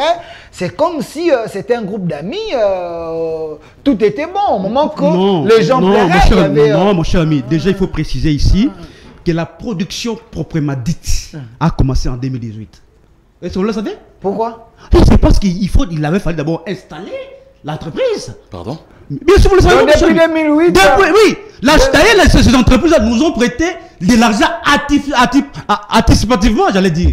C'est ça, vous le savez pas, mon cher ami? Racontez vos fantasmes. Mais c'est pas, mais c'est grave si vous le savez pas. Okay. La production proprement dite, n'est-ce pas, de la Sycomine a commencé en 2018, mon cher ami. Vous le savez pas? Allez vous renseigner, mon cher ami. C'est-à-dire, il y a toujours possibilité. Non, mais je rêve là. Mais mon cher ami, renseignez-vous. Je rêve. Mais ne sais pas. Moi, j'ai appris plutôt que c'était en 2016. Non, en 2018. Ok. Que la production proprement dite a commencé. Et les autres années là, c'était comment? Ça passait entre les amis, les Chinois prenaient, ça allait sans qu'il y ait traçabilité. Mais vous savez que nous parlons aussi des mines. Il faut commencer par installer l'entreprise, acheter des matériels, tout qu'on sort pour que la société. Donc on peut retracer que. Voilà, l'installation de l'entreprise a pris 10 ans. 10 ans. Juste pour 10 ans pour installer l'entreprise. Ce n'est pas. Même la Linguette l'a dit, mon cher ami. Merci. Vous n'êtes pas informé, je suis désolé. C'est-à-dire, pour conclure, ici les contrats chinois, n'est-ce pas, il est très bénéfique. Moi, j'aurais bien voulu. Déjà, nous débattons sur un contrat. Alors, pendant 4 ans de gestion, quel est ce contrat qui nous ont amenés? On en parle. Nous débattons sur un contrat que nous avons signé, mon cher ami. Je vous ai dit ici, M. Tshisekedi a fait le tour du monde. Il ne nous a pas amené ne fût-ce qu'un seul contrat, ne fût-ce qu'un seul investisseur, ça n'existe pas. Mais nous débattons sur le contrat que Joseph Kabila avait signé. Ça dit Kabila, au moins, avait une vision pour la République. Merci, M. Bélessi. Quand vous parlez que M. Tshisekedi a fait plus de 350 voyages, je ne pense pas que c'était un Magellan, mais peut-être il a vu que le Congo était dans un trou, il fallait un peu essayer de raviver la diplomatie. Il y a des dividendes économiques, mon cher ami. Quelles sont ces dividendes économiques? On en parle tout voilà. Il n'y en a pas. Monsieur Chris Mukendi, en écoutant M. Bélessi, qui est du PPRD, de Joseph Kabila, à moins que vous ayez une mauvaise foi pour ne pas voir que ce qu'il a dit est visible. Quand l'IGF dit ces œuvres du contrat chinois ne sont pas traçables, difficiles, c'est grave, à être vues. Mais quand il vous dit ici, il vous cite les choses visibles et autres, est-ce que vous ne voyez pas que l'IGF pouvait également conduire le chef de l'État en erreur? Parce que les choses qu'il a dit ici, c'est visible et ça se voit, c'est palpable. Vous savez, les mauvais gestionnaires n'aiment pas l'audit. Okay. L'IGF est un instrument d'audit, de contrôle d'exécution des dépenses publiques. C'est le travail de l'IGF, contrôler l'exécution des dépenses publiques. C'est que nos amis n'ont pas voulu. Parce qu'ils avaient dans l'arrière-pensée l'idée de détourner l'argent de l'État. La preuve est là. Mon ami ne m'a pas contredit. Faites déjà le Zolobambi qui disait. Il ne m'a pas du tout contredit. Ok.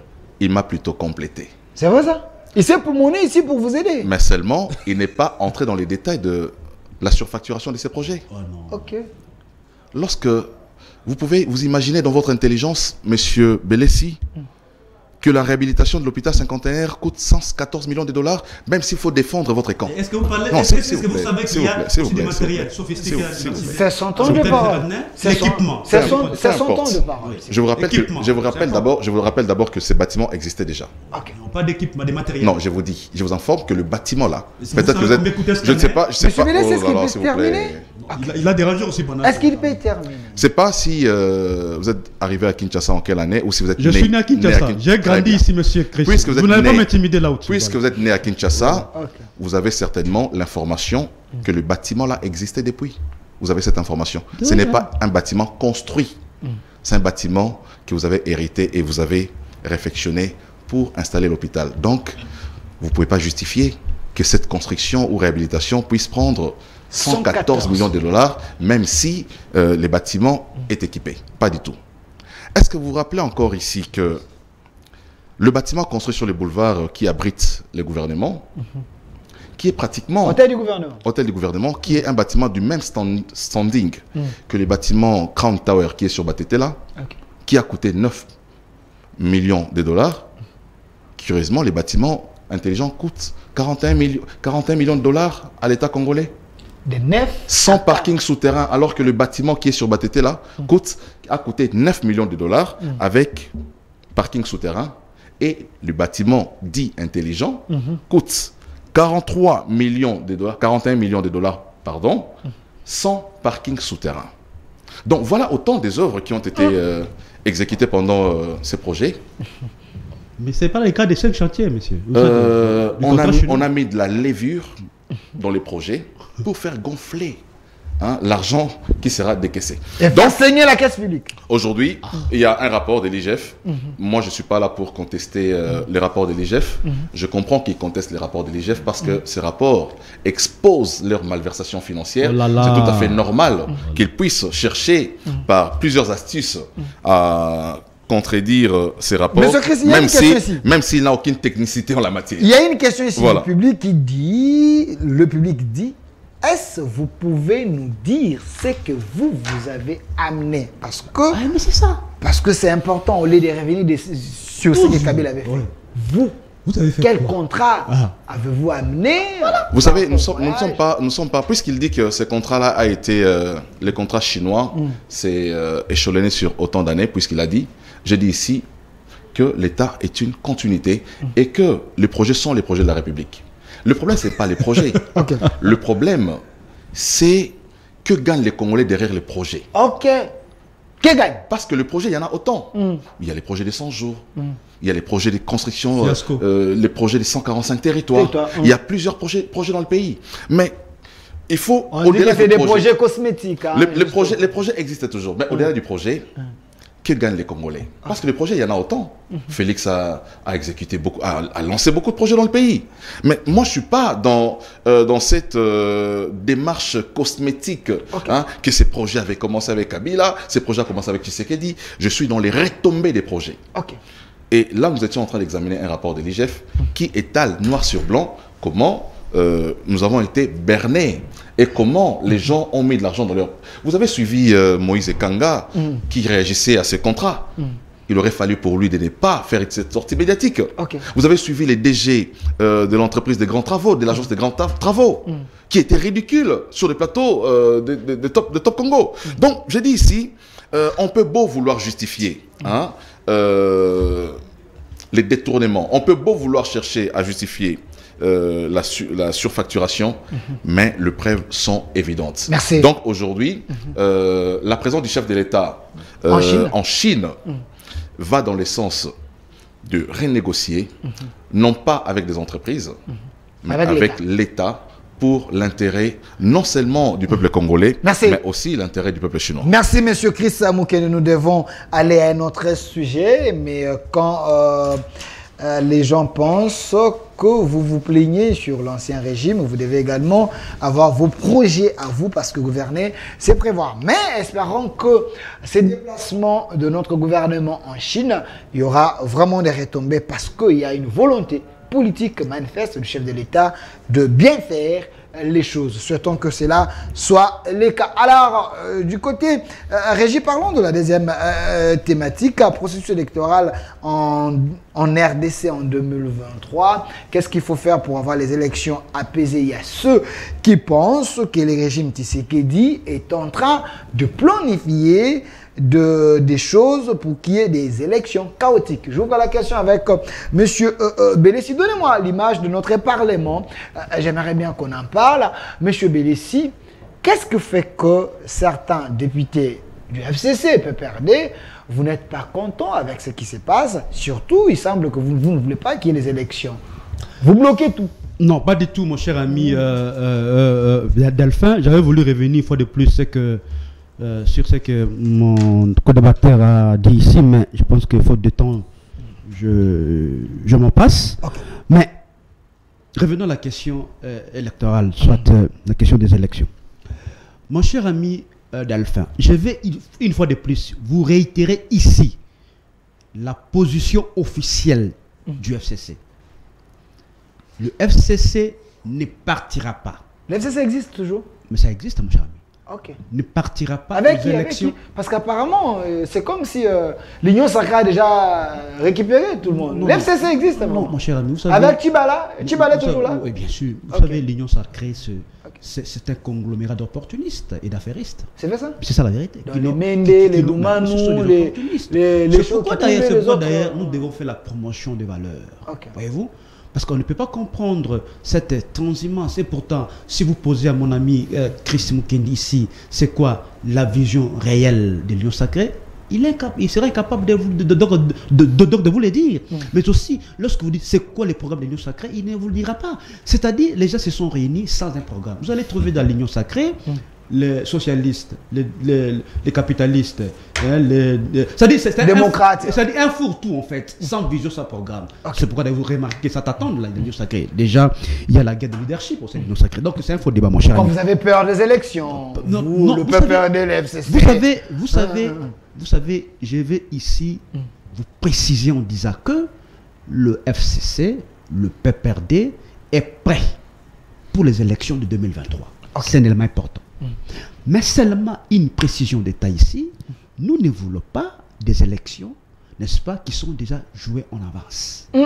Je vous dis, parce que si vous analysez les processus électoraux de 2023, M. Tshisekedi a déjà planté les décors de la tricherie à grande échelle des élections de 2023. C'est les allégations terribles. Je vous dis, mais mon cher ami, parce que vous savez, les vraies questions de fond relatives à ces procès électoraux demeurent jusqu'à présent pendantes. Nous avons posé nos préalables pour permettre à ce que nous puissions avoir des élections qui vont exprimer véritablement la volonté du peuple congolais. Tenez, nous avons dit, il faut vider la question de la légalité de la CENI. Okay. Je ne sais pas si vous voulez que nous puissions parler. La CENI actuelle n'est pas légale. Mais la CENI, je peux vous démontrer A plus B que cette CENI, jusqu'à la preuve du contraire, reste illégale. Je ne sais pas si Mukendi, il est de quelle formation politique. Moi, je suis juriste. Je peux vous démontrer A plus B que tous ceux qui ont été nommés au sein de cette CENI l'ont été en violation flagrante et totale de la loi. Parce qu'ici, on chante l'état des droits. L'état des droits se résume dans le respect des textes. Nous devons respecter la loi. Qu'est-ce qui est prévu dans la loi par rapport à cette question des animateurs de la CENI? Je vous donne un cas concret et précis. L'article 12 de la loi portant fonctionnement et organisation de la CENI. Cette disposition vous dit ceci, que ce sont les composantes qui envoient leurs délégués à la CENI avec des PV et des pièces y afférentes. Voyez-vous, on amène ça à l'Assemblée nationale pour que l'Assemblée nationale puisse entériner les choix des composantes qui avaient déjà été faits en amont. C'est-à-dire, alors, est-ce que cette loi ne peut pas être respectée? Ce n'est pas la volonté du PPRD. Ce n'est pas la volonté du... C'est la volonté de la loi, du législateur. Est-ce que cette disposition, elle est donc respectée? Posez cette question à M. Mukendi s'il vous donne la réponse. Il s'accroche sur la candidature de M. Manara. Nous avons toujours dit... Didier Manara. Que Didier Manara a été... Qui est toujours du PPRD. Non, radié du PPRD. Il a été radié du PPRD. Et il ne représente nullement le PPRD au sein de la CENI, c'est-à-dire Didier Manara est de la CENI pour son compte personnel. Parce que si vous demandez à M. Chris de vous prouver, de vous exhiber un PV qui sanctionne le choix de Didier Manara comme délégué du PPRD à la CENI, il ne vous donnera pas. C'est ça la loi. Ça c'est de 1. Nous avons dit il faut vider la question, n'est-ce pas, de la légalité de la CENI. Parce qu'il ne faut pas oublier, mon cher ami, les contextes de la mise en place de la CENI. Je l'ai toujours dit que la CENI a été mise en place, d'abord la CENI à l'époque et la CENI aujourd'hui, pour créer la confiance entre les acteurs politiques. Et ce n'est pas le cas. Ce n'est pas le cas, pas du tout. On a imposé les gens par la force. C'est du forcing. Mais les trains déjà marchent. Non, mais le train va dangereusement vers le mur. Okay. Permettez-moi, je vais chuter. Dangereusement vers le mur. Et nous risquons ici de parler encore en 2023 des questions de légitimité des dirigeants. C'est important, mon cher ami. C'est pourquoi nous avons toujours dit, parce que c'est nous qui sommes véritablement l'initiateur de cette démocratie. Nous voulons à ce que cette démocratie... Exactement. Cette démocratie... Oh, franchement. Donc, cette démocratie soit protégée. Mais lorsque vous analysez les indices, les indicateurs, M. Tshisekedi veut casser cette démocratie, veut créer ce qu'on appelle l'érosion de la démocratie. Ça, c'est le premier élément. 2, mon cher ami. Non, on est non. Mais il faut protéger de lui son cas, mon cher ami. Il a beaucoup parlé, Chris. Deuxième élément, mon cher ami. Nous voulons aussi que cette cour constitutionnelle soit, n'est-ce pas, une cour impartiale. Parce que cette cour constitutionnelle, elle est plus que politisée aujourd'hui. Non, il y a M. Kamouleta qui est là. Mais je vous dis, ça dit vous parlez à un juriste sérieux, vous parlez à un juriste sérieux, je peux vous démontrer la procédure du renouvellement des juges au sein de cette cour. Vous comprenez? Ça aussi, ça a été violé. Mais cela a été violé. On a violé systématiquement cette procédure. Mais le régime, tu sais qu'il a amené l'état des droits. C'est les contrastes, mon cher ami. C'est-à-dire, cette institution-là, aujourd'hui, elle est plus que sous les bottes de M. Tshisekedi. Et que, alors, lorsque déjà, il contrôle et la CENI, et la Cour constitutionnelle, vous attendez vraiment aux élections libres et transparentes? Merci, M. Bélé. C'est-à-dire, les élections de la et enfin, la loi électorale. C'est une question aussi ça. Nous voulons dégager une loi qui soit consensuelle. Pour que, vous savez, les règles du jeu doivent être acceptées par tout le monde. Moi, je ne comprends pas. Nos amis de l'Union sacrée pensent que les élections, c'est une affaire de l'Union sacrée. Pas du tout. Les élections ne doivent pas être considérées comme une fatalité. Les élections, c'est une affaire qui appartient au peuple congolais. Merci. Nous voulons avoir des dirigeants qui sont légitimes. Merci. Parce que déjà, nous, selon nos informations, c'est qu'ils ont déjà eu des quotas. ADC a déjà le quota de députés, n'est-ce pas? Déjà. C'est ce que vous pensez. En 2023, c'est là. Merci. C'est-à-dire, la volonté du Congolais ne sera pas respectée en 2023. Merci. Nos amis doivent nous rencontrer sur des questions de fond. C'est ça la vraie question, mon cher. Merci, monsieur Jean-Pierre Bélessi, cadre du PPRD, parti cher à Joseph Kabila. Ici, c'est la chaîne de la maman nationale, la maman de la nation. CSS Télévision, la démocratie oblige que les opposants parlent. Ils parlent calmement. Voilà pourquoi j'aime... Vu que ça dure. Hein? J'aime Tshisekedi, Félix Tshisekedi, parce qu'avec la démocratie, c'est bon. Alors, monsieur Chris Moukedi, j'aimerais bien que vous puissiez les rencontrer. Il ne faut pas aller dans les incantations. C'est ce que le peuple n'aime pas. Alors, quand il soulève la question de la légalité de la CENI, il a donné les éléments. Il faut qu'on ait une CENI légale. Quand il parle de la neutralité de la Cour constitutionnelle, ça aussi c'est un élément important. Mais j'ai appris que les députés nationaux boycottent l'examen du projet de loi portant répartition des sièges. Ça aussi, il faut que vous puissiez vous mettre d'accord pour qu'on ait les élections apaisées. Mais pourquoi tous ces 3 points, vous, l'Union sacrée, vous montrez les biceps? Merci beaucoup, très cher Delphin. Je vais répondre à la question, mais je voudrais d'abord planter le décor autour de cette question en revenant sur ce qui a été dit ici. Quand mon ami Bélessi dit que le PPRD ne partira pas aux élections, non, il a dit le FCC ne partira pas aux élections. Qui sont joués en avance, hein? Voilà, donc il a dit le FCC ne partira pas aux élections. Je me demande... Qui sont joués en avance. Il faut compléter la phrase. Il peut terminer, il était calme. Non, il coupe. Ne vous pas le perturber. Calmez-vous. Je vous ai donné un stylo et un papier pour noter. Je voudrais que M. Bélessi parle ici au nom du PPRD parce qu'il en est membre. mais pas au nom du FCC, parce que le FCC n'existe plus. Oh là là. Poser la question à M. Bélessi, la dernière fois que le FCC a tenu sa réunion sous les bois, remonte à quand? Puisqu'ils commencent maintenant à tenir les réunions sous les bois. C'est vrai ça? Je ne sais même pas. Il faut publier ça? Je ne sais même pas ce qu'il est devenu. Nos réunions doivent être publiées? Le siège du FCC qui était sur de la justice, je ne sais pas ce qu'il en est devenu aujourd'hui. Okay. Voilà, donc aujourd'hui, ils tiennent des réunions sous les bois. Oh là là. Avec les tubes allés, les autres. Justement, sous les bois. Allez à l'essentiel, mon cher. C'est ce qui voudrait dire. Allez à l'essentiel. Non, s'il vous plaît, c'est moi qui parle. Vous pouvez parler aussi dans mon temps d'antenne. Calmez-vous. Donc, allez à l'essentiel. S'il vous plaît. Ça veut dire qu'il ne peut parler qu'au nom du PPRD qui s'est abstenu de se faire enrôler. Je comprends. Mais qu'il parle pas au nom du FCC qui n'existait plus. Ok. Voilà. Des deux, nos amis du PPRD copient l'UDPS, mais ils copient mal l'UDPS. Vous dites? Le PPRD reproduit la même politique que l'UDPS, mais le PPRD copie mal l'UDPS. Ok. Le PPRD désavoue leurs délégués au sein de la CENI. Quand vous l'avez fait aussi avec Kalamba. Comme à l'époque, l'UDPS l'a fait avec Kalamba. Kalamba, rapporteur. Le PPRD refuse de se faire enrôler. Comme l'UDPS aussi a refusé de se faire enrôler. En 2006. En 2006.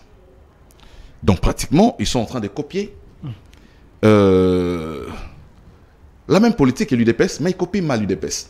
Et même lorsqu'ils évoquent, par exemple, en ce qui concerne la marche, lorsque Ngobila reporte la date de la marche des amis, il nous balance les tweets de Tshisekedi qui disaient que la Kabylie a l'habitude de programmer des marches de leur parti politique le même jour que l'opposition pour finalement... Et Tshisekedi a dit, nous tiendrons notre marche. Et la marche de l'opposition à l'époque s'était tenue. Donc ils utilisent même les arguments de l'opposition de l'époque, mais ils sont pratiquement incapables de reproduire le même engagement, la même fermeté et d'avoir une mobilisation populaire autour de leur manifestation. Ils vont assiéger la CENI. Ils disent que non, à l'époque de Tshisekedi aussi, Tshisekedi avec l'UDPS, chaque jeudi était devant la CENI. Mais ils oublient c'était dans quel contexte. Nous étions dans un contexte où les 2 mandats constitutionnels de Kabila étaient finis. Et la volonté exprimée par le pouvoir de l'époque, c'était d'aller au-delà du délai. Vous allez vous rappeler que même le dauphin a été choisi à la clôture des opérations de la réception des candidatures. Donc, ils étaient dans un schéma de pérenniser Kabila au pouvoir par la force. Et ce qui avait justifié le fait que l'opposition de l'époque a siégé la CENI. Donc aujourd'hui, évoquer cette question, aller devant la CENI, qu'on vende de la CENI, tout ça, alors que la CENI vous a donné aujourd'hui la loi sur la répartition, le projet de loi sur la répartition des sièges, montre sa fermeté à aller vers les élections. Et le président de la CENI l'a dit. Le 20, il y a bel et bien élection. Donc, ce sont des dilatoires. Même le président l'a dit aussi en Chine, il a dit ça aussi en Chine. Donc, parler, je comprends, lorsqu'il évoque la question de l'expérience malheureuse qu'on a connue dans le pays, il dit l'AFDC a déjà son quota. Mais c'était leur pratique. C'est pas le cas avec l'Union sacrée. Mais c'est leur pratique. Lorsqu'il vient avec... En fait, le voleur pense que tout le monde est voleur comme lui. Okay. Tu vois? Le voleur, même là où personne ne poursuit, il a l'impression que les gens le suivent parce qu'il a volé. C'est ça l'attitude de nos amis. Et ils ont été à la manœuvre. Vous allez vous rappeler qu'il y avait une liste de 350 députés nationaux qui avaient déjà circulé avant que nous puissions aller aux élections de 2018. Vous allez encore vous souvenir des enregistrements des audios, des réunions que Nanga a tenues avec Obem Inaku au Fleuve Congo Hotel. Okay. Tous ces audios ont fuité.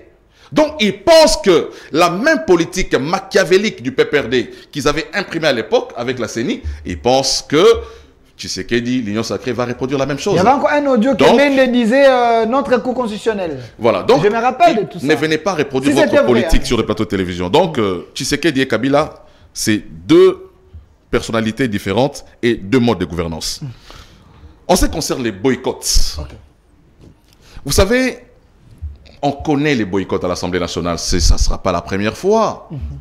C'est un exercice aujourd'hui que nos amis auquel nos amis se livrent de boycotter les plénières de sortir. À l'époque aussi, L'UDP sortait, l'opposition sortait. Mais j'ai vu plus de 200 députés. Hein, non, on parle de...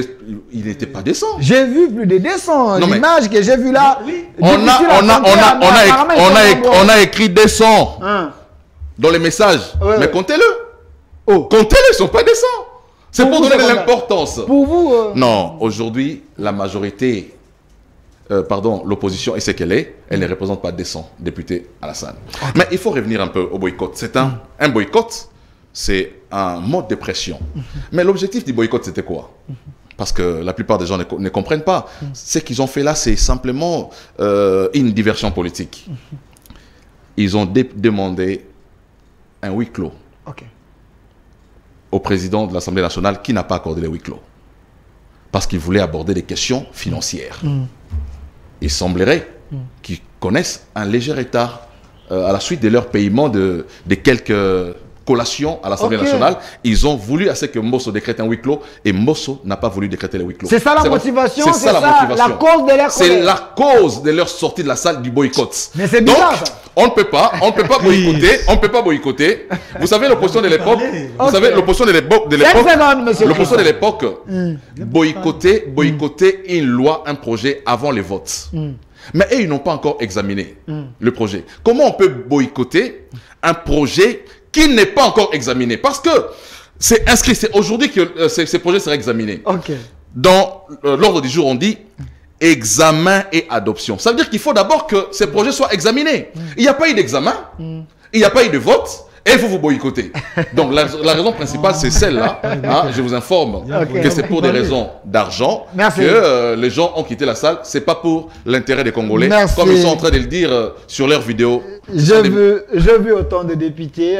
J'ai vu la dame ici qui... elle était journaliste. Elle s'appelle comment Inagossi. Ah voilà, Geneviève Inagossi. J'ai vu autant de députés. Vous avez vu aussi Moïse aussi, Nyarugabo. Oui, Moïse. Oui, j'ai vu Moïse Nyarugabo. Voilà. J'ai vu Didas Pembe. J'ai vu autant de personnes. Alors, c'est le mot de la fin. Il nous reste... Déjà. S'il vous plaît. Il nous reste 5 minutes. On a dépassé déjà 1h30. Il nous reste 5 minutes. Je vous donne 2 minutes. Monsieur Chris aura 2 minutes et je vais conclure. Alors, quoi retenir par rapport au premier sujet, deuxième sujet, regardez la caméra, que le peuple retienne quoi. Merci une fois de plus, mon cher Midalphin. Mais tu vois, j'ai toujours été estomaqué lorsque je vois M. Chris critiquer la gestion de Kabila. Voyez-vous, parce qu'en fait, son autorité morale, Batiloukwebo partage à 100% les bilans de Kabila. Bon, vous êtes un peu passé ici. Non, pas du tout. Mais ce n'est pas à eux de critiquer la gestion de Kabila. C'est un élément important. Et il assume. Mais c'est ça, mon cher ami. Vous savez, lorsque nous évoquons ici des considérations légales, nos amis ne sont pas là-bas. Vous avez posé des questions précises à mon ami ici, Chris. Et il ne vous a pas rencontré là-dessus. Parce qu'en fait, il a évoqué ici la question de Kalamba. Voyez-vous bon, je vous informe déjà ici que le contexte 2006 et celui de 2023 aujourd'hui n'est pas le même. Parce que tenez Kalamba, c'était en 2011. Non. D'abord, il dit que nous imitons l'UDPS, en fait, dans notre façon de faire les choses. Non, pas du tout. Tenez, mais c'est tu sais qui dit le père, le fait Tshisekedi, à l'époque 2006, avait boycotté, il a fait appel au boycott de la Constitution. Ça, c'est un élément important. La Constitution qui établissait l'ordre politique de l'époque. 2, il a aussi boycotté l'enrôlement. Oui, vous l'avez dit. Mais ici, le contexte n'est pas le même avec nous. Parce que nous n'avons pas... Oui, le référendum d'ailleurs. Nous n'avons pas boycotté le processus électoral. C'était une précision de taille. On n'a pas boycotté, mais vous avez boycotté, vous ne vous êtes pas fait enrôler. C'est un boycott. Voilà, il y a une nuance de taille. Non, c'est un boycott. Le processus électoral englobe beaucoup de choses à la fois. Mais ça commence par l'enregistrement des électeurs. Permettez-moi, monsieur. Mais ça commence par là. Permettez-moi, monsieur. Je vous ajoute encore 30 secondes. Merci beaucoup, mon cher ami. Ça dit, le processus électoral fait partie... L'enrôlement fait partie, n'est-ce pas, du processus électoral. C'est pourquoi nous avons dit que le peuple refuse d'aller s'enrôler parce que cet enrôlement-là, il est organisé par une institution, permettez-moi cette tautologie, illégale. J'ai évoqué ici la question de l'égalité de la CENI. Nous n'allons pas cautionner cette illégalité, mon cher ami. C'est important, mais aussi, mon cher ami, il parle du cas Kalamba, parce qu'il a évoqué ça ici. Vous savez, la loi de l'époque, s'il ne sait pas, disait que ce sont les regroupements parlementaires en 2011 qui devaient envoyer les délégués à la CENI. Et c'est les regroupements parlementaires IDPS et alliés qui avaient demandé, qui avaient envoyé, pardon, qui avaient demandé, exactement, qui avaient envoyé la candidature de Kalamba. Mais aujourd'hui, la loi a changé, monsieur. Ici, on parle des composantes. Article 12, c'est une pression de taille. Parce que dans la scène, il y a 3 composantes, mon cher ami. Il y a composante opposition, composante majorité et composante société civile. C'est pourquoi je vous ai dit, la loi dit qu'il faut que la composante opposition puisse envoyer avec des PV et des pièces y afférentes. Et c'est le cas institutionnelle. Bien sûr. Alors, mais en termes de l'hôpital à l'Assemblée nationale, mais c'est l'Assemblée nationale qui est le premier plus grand parti politique de l'opposition. Mais son président c'était Manara, il s'est envoyé. Son président c'est Manara, le président du groupe parlementaire PPRD, c'était lui. Je vous dis que Manara a été radié, monsieur. Vous voulez comprendre? Il a été radié après s'être envoyé à la CENI. Pas du tout. Bien avant ça. Vous voyez, bien avant ça, c'est-à-dire tout simplement que voici les vraies questions des fois. Ils n'arrivent pas à nous raconter là au-dessus. Donc, nous avons posé 3 questions, 3 préalables importants ici. Ils ne sont pas là-bas. Ils sont pertinentes, mon cher ami. 3 préalables pertinents, mais ils n'arrivent pas à nous raconter là au-dessus. Donc, je vous dis tout simplement que M. Tshisekedi, il est plus que conscient que face à son bilan qui est plus que chaotique, il n'y a aucun Congolais qui a toutes ses facultés mentales en place, qui peut aller renouveler sa confiance à M. Tshisekedi. Je ne les vois pas. Merci. Parce que le bilan global du M. Tshisekedi... Donc vous n'avez pas peur? Non, pas du tout. Merci. Mais nous souhaitons les élections pour faire partie de M. Tshisekedi en 2023. Parce qu'il a ramené le Congo, n'est-ce pas, sur tout le plan... Maintenant, une question de curiosité parce que je vous ajoute 10 secondes. Oui, il n'y a pas de souci. Vous ne n'êtes pas enrôlé. Alors, quand vous dites qu'il faut refaire l'équipe de la CENI, ce qui veut dire qu'il faut retarder le processus. Mais non, pas du tout. Non, on peut faire ça. On peut faire ça. On vous enrôle. On peut faire ça dans une semaine. Parce que si aujourd'hui... Vous êtes le technicien de la CENI. Permettez-moi, si aujourd'hui... Non, permettez-moi. Si aujourd'hui on demande au PPRD d'envoyer son délégué, ça ne prendra même pas 48 heures. Merci. C'est-à-dire, c'est cette paire-là qu'on veut faire croire à la population que si on revisitait, soit on revoyait la CENI, on va glisser. Nul, c'est faux et archi faux. C'est cela des mensonges. Je vous donne les cas précis. Merci. Si on nous demande d'envoyer notre délégué aujourd'hui, 48 heures après, on envoie notre délégué. Merci, et puis la machine est bloquée. Merci monsieur Bélé. Si je me rappelle avoir parlé il y a 4 jours avec le professeur Chadari et j'étais ici avec M. Ferdinand Kambé. Apparemment, ce que dit Chadari, ce que dit Kambé et ce que vous dites, c'est la même chose. Mais nous sommes cohérents dans notre raisonnement. Alors, c'est ça, c'est la cohérence. Et dans les mêmes lits. Il y a vraiment, tout est respecté. Exactement. Dans les normes. Alors, monsieur Chris Mukendi, le président de la République, affirme en Chine qu'il y aura bel et bien élection en 2023. Mais l'opposition disent plutôt que ça serait les élections boutiquées. Pourquoi vous voulez aller aux élections boutiquées avec un arbitre corrompu, selon l'opposition? Ça serait compliqué. Vous savez, ces discours-là, c'est les discours de l'ADN de l'opposition qui ne change pas.